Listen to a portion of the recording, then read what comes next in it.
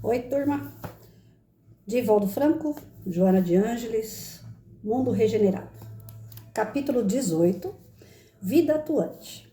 Até onde a imaginação humana alcance em reflexões e a vida lhe preceda ao fenômeno do momento, busca estar atuante na construção da ordem e do bem, que são as bases do progresso para a humanidade feliz de amanhã.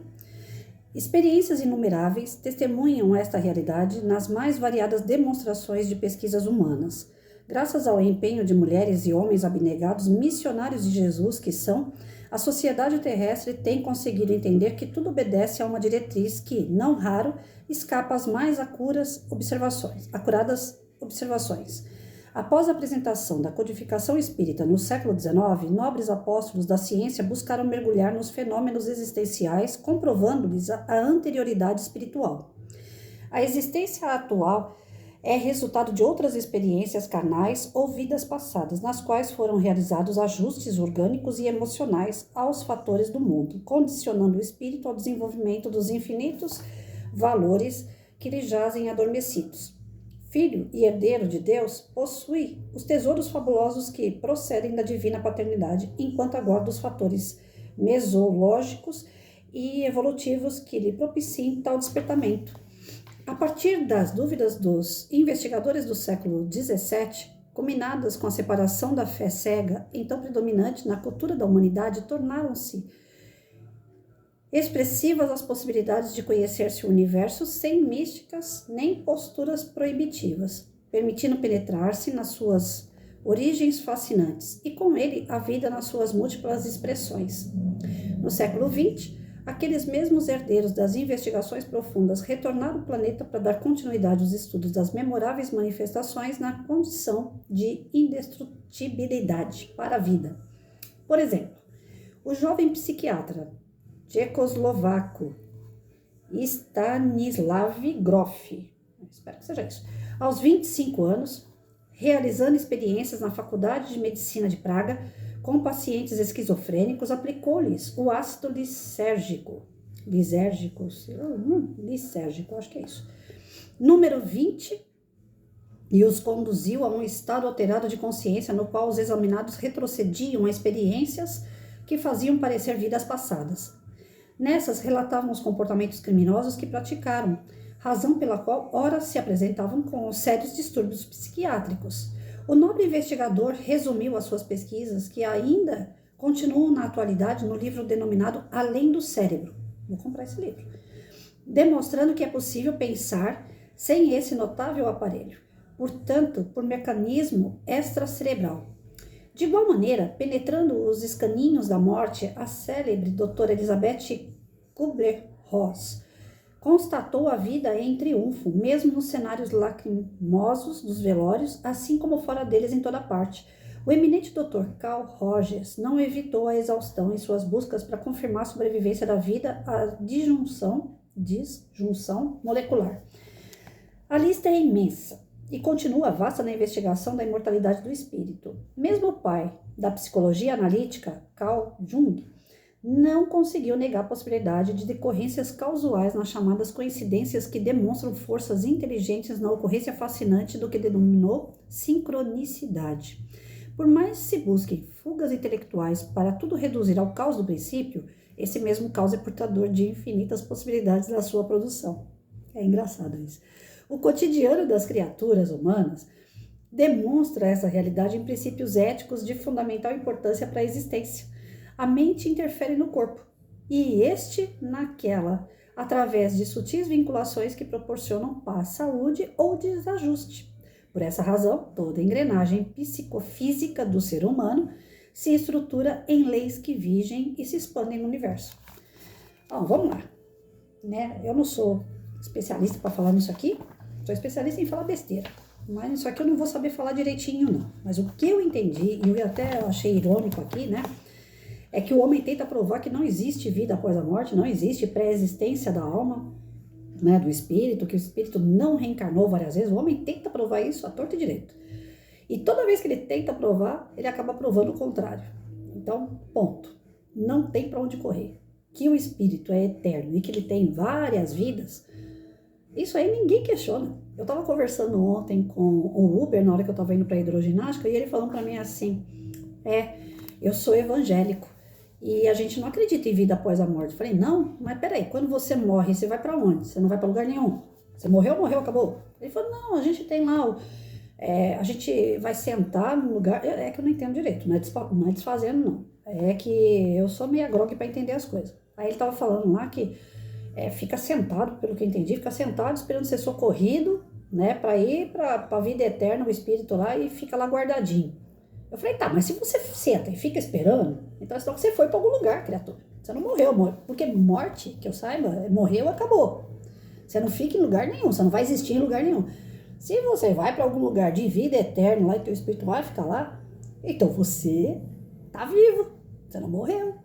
Aí ele, eu nunca parei pra pensar nisso. Falei, pois é. Aí eu tinha um vídeo no celular, falei pra ele assim, olha, tem um menino aqui tocando violão. Minto, tocando piano. E esse menino tá tocando piano assim, e esse vídeo tá correndo na internet essa semana. Vocês já devem ter visto também. Então, correu a internet, e já é vídeo, não é de hoje, mas essa semana eu vi que em tudo que é lugar que eu entrei na internet, esse vídeo tá. O menino tocando piano. Pô, como é que pode uma criança, bebê, tocar piano?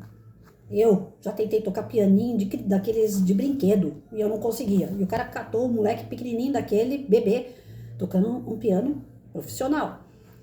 Alguém me explica como é que pode. Ah, ele é super dotado. Aí é onde a ciência tenta provar que não existe vida anterior. Aí cada vez que a ciência tenta provar que não existe vida anterior, ela se lasca. Porque ela mesma tá provando que existe. Aquele menino tá tocando piano lá, bebezinho, ele já vem com conhecimento de outras vidas, gente. Tá mais do que provado. Porque o cara não passou por uma escola. Deu um piano na mão dele e ele saiu tocando. Ah, me poupe, né? Então um pouco de massa cinzenta faz bem. Não é uma questão de levantar bandeira de igreja, de centro espírita, nada disso. É uma questão lógica, né? Existe vida após a morte e aí existem também as sequências de encarnação. E esse espírito, esse bebê, veio de outras encarnações já curtindo aquilo. Chegou o piano na frente dele, para ele é um brinquedo como outro qualquer. Ele faz com o pé nas costas. Vai eu colocar o dedo no piano lá para ver o que acontece, eu quebro tudo. Né? Então, assim, aí a gente vê aqui que ao longo dos anos, dos séculos, vem gente e tenta provar uma coisa, vem gente e tenta provar outra. Aí vem estudiosos, que nem ele falou aqui de um livro que eu vou até assinalar depois que eu vou comprar. Eu vou achar. Cadê? Livro Além do Cérebro. Eu vou atrás desse livro, né? Porque eu gosto de cutucar. Diz que ele estava investigando justamente isso, através de pessoas esquizofrênicas, ele queria saber por que existe esquizofrenia. Já parou para pensar? Por que uma pessoa nasce esquizofrênica? Até a pessoa ter saúde e desenvolver uma doença, tudo bem. A pessoa já nascer com aquele problema? Por quê? Deus é tão maravilhoso com um que nasce em perfeitas condições e Deus é terrível com aquele que nasce doente? Ou por quê? Lembra que eu falei no outro vídeo? Por quê? Vamos fazer a pergunta aqui, ó. Por quê? Por que aquela criança é doente? Por que aquela pessoa não enxerga? Por que aquela outra pessoa não ouve? Por quê? Tem que ter um porquê. E não é maldade de Deus. Ele não é bom para um e péssimo para o outro. Ele não é aquele cara que é vingativo. Isso aí foi na época de Moisés que precisava. O povo era atrasado. Muito mais do que hoje. Se hoje o povo é atrasado, pensa na época de Moisés, então. Olho por olho, dente por dente. Pensa, né? Então, se existem estudos, nós temos que ir atrás desse estudo. E indo atrás do estudo, por mais que ele queira provar que não existe reencarnação, vocês vão ver que ele prova o contrário. Existe. Porque quando o homem não acha a resposta do homem, ele vai procurar a resposta onde? Em Deus. Por que o mar é daquele tamanho? Quem criou o mar? Quem criou a montanha? Quem criou a lua? Quem criou a estrela? Quem criou o planeta Terra? Ah, foi o Big Bang, papapá. Tá. A ciência prova que foi uma explosão de gases. Mas e os gases? Quem criou? Se você for lá no porquê, chega uma hora que você não tem resposta física, material. Aí você vai buscar a resposta onde? Ah, isso aí só Deus sabe. Não é isso? Então, se só Deus sabe, se conforma. Não adianta ficar lutando contra a verdade. Mas se você achar outra verdade, me mostra. eu vou querer saber. Porque eu saí da igreja católica, porque eu não gostava de ler terço, eu achava um absurdo aquilo, nada contra quem faz, cada um na sua fé. Mas eu ficava lá, Ave Maria, Pai Nosso, Pai Nosso, Pai Nosso, e minha mãe me botava para ler terço na hora de dormir. Pensa, eu cansada com sono, porque mesmo criança a gente cansa, pensa que não, cansa brincar. Aí eu lá querendo dormir, ficava Pai Nosso, Pai Nosso, Pai Nosso, Pai Nosso, Pai Nosso. Eu conversava com Deus e falava, Senhor, o senhor tá acordado aí? Que é sacanagem eu ficar aqui rezando, e o senhor tá dormindo, roncando na minha cara, né? Porque eu imaginava Deus, aquele homem de barbinha, velhinho e tal. Eu falei, se eu, criança, já tô apagando aqui, imagina Deus, eu deve estar roncando lá e eu aqui, né? Então aquilo não entrava na minha cabeça. Não entrava na minha cabeça acender vela. Eu odiava cheiro de vela. Odeio até hoje. Tanto é que eu comprei lanterna pra casa inteira. Acabou a luz, não tem vela aqui não. Não gosto de cheiro de vela. Tenho imagens na minha casa de Francisco de Assis, que eu amo Francisco de Assis. Então é como se eu tivesse a foto do meu pai, a foto da minha mãe. É uma foto de alguém que eu tenho consideração. Mas não é que eu vou ficar lá ajoelhada em frente de Francisco de Assis orando, não. Mas eu gosto da referência de Francisco de Assis. Onde vocês andarem na minha casa aqui, tem Francisco de Assis. Sou apaixonada pela história dele e da Clara. Tenho a imagem de Nossa Senhora Aparecida, fui batizada lá, né, em Aparecida do Norte. Então, assim, eu tenho toda uma referência da católica na minha vida. Quando eu fazia psicografia, quem vinha me ajudar? Os franciscanos, as freiras, porque é de onde eu vim. Então, e não é dessa encarnação, já é de outras. E eu não abandonei a igreja católica, eu entro em qualquer igreja. Falou pra mim, tem Deus lá dentro, eu vou lá. Tem uma missa, tem um casamento, tem como é que fala lá? Esqueci o nome agora, meu Deus. Nos evangélicos lá, o culto, eu vou pro culto. Com quem eu tiver me chamar, eu tô dentro. Tem Deus, tem Jesus, eu só não gosto de sacanagem.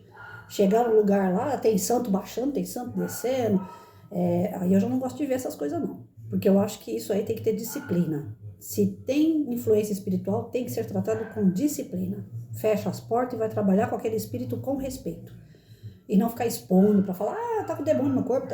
Eu não gosto disso. Eu não gosto. Não é o espiritismo. Vejam bem, tem hora que eu falo coisa do espiritismo e tem hora que eu falo coisa da Patrícia. Eu não gosto. Por isso que eu não vou. Mas dou o direito de quem gosta, de quem aceita aí. Né? Cada um. Livre-arbítrio para todo mundo. E seja feliz do jeito que achar melhor. Enfim. Quando a gente fala da nossa fé, a gente não fala daquela fé cega. A gente fala de uma fé raciocinada. Então, o Allan Kardec, quando recebeu as comunicações através de médiums, porque ele não era médium, tem gente que fala assim, você é kardecista, você fica seguindo um homem só. Não, peraí. Allan Kardec era um professor, era uma pessoa comum, uma pessoa que nem imaginava na espiritualidade, ele nem acreditava na espiritualidade, era materialista puro. Tanto é que quando falaram das mesas girantes para ele, que eram as mesas de comunicação espiritual, ele falava assim, isso aí deve ter um imã, deve ter alguma coisa lá que causa esses efeitos. E ele foi lá para estudar, ele não achava causa nenhuma. Ele falava, meu Deus do céu, e aí? O que eu faço? Aí começou a estudar.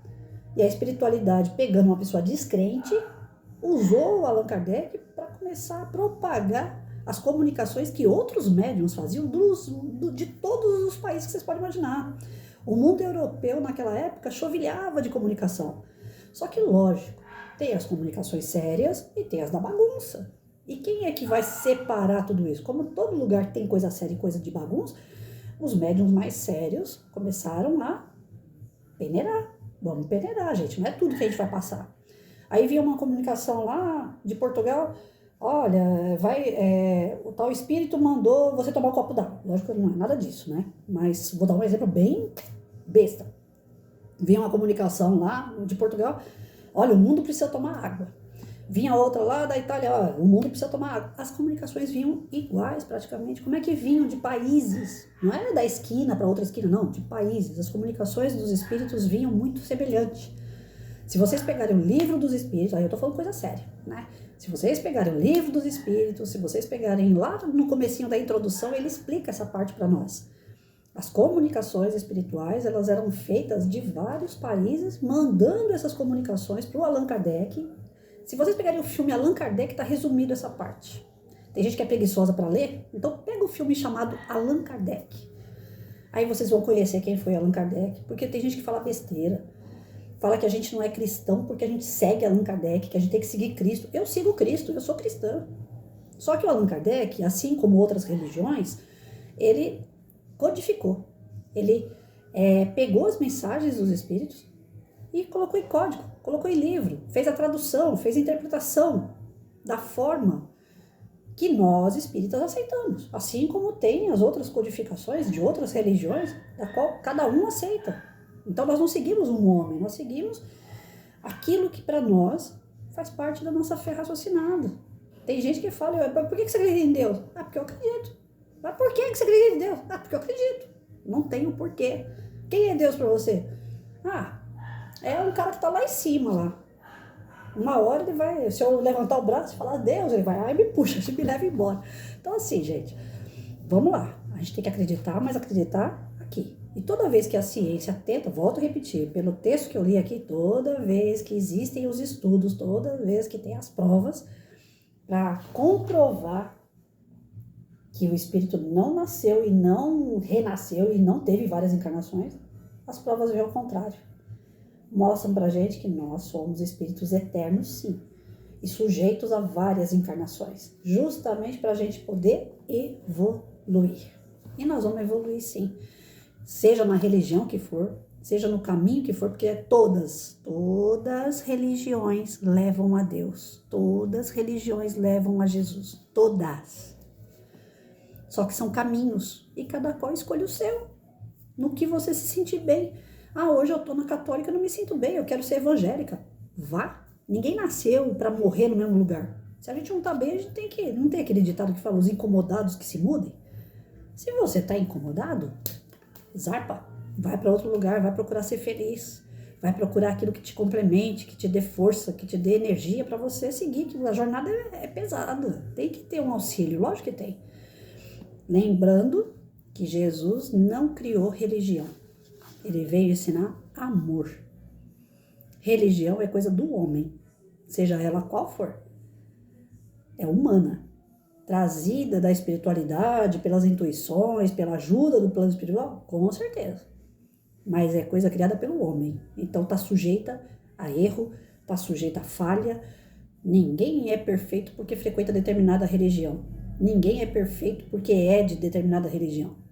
Nós somos impuros, somos inverdadeiros, nós somos tudo que é porcaria ainda, porque senão a gente estaria num planeta puro, maravilhoso.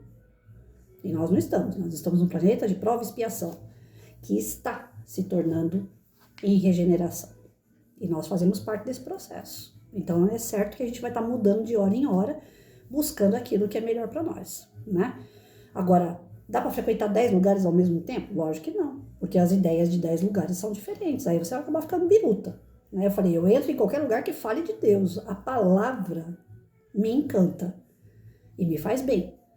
Agora, seguir, a gente deve seguir uma linha de raciocínio, senão a gente fica doido, né? Eu tive amigo que foi para várias religiões e acabou virando ateu, que aí deixou de acreditar em tudo. Não façam isso também, tá bom? Bora lá, amanhã a gente termina esse texto aqui que eu achei interessante. Vou atrás desse livro aqui, Além do Cérebro, para entender essas reencarnações com pessoas que vêm com problemas e a gente não sabe nem por que vem. Aí vai ter um porquê, aí eu vou ter argumento para falar. Fiquem com Deus, gente.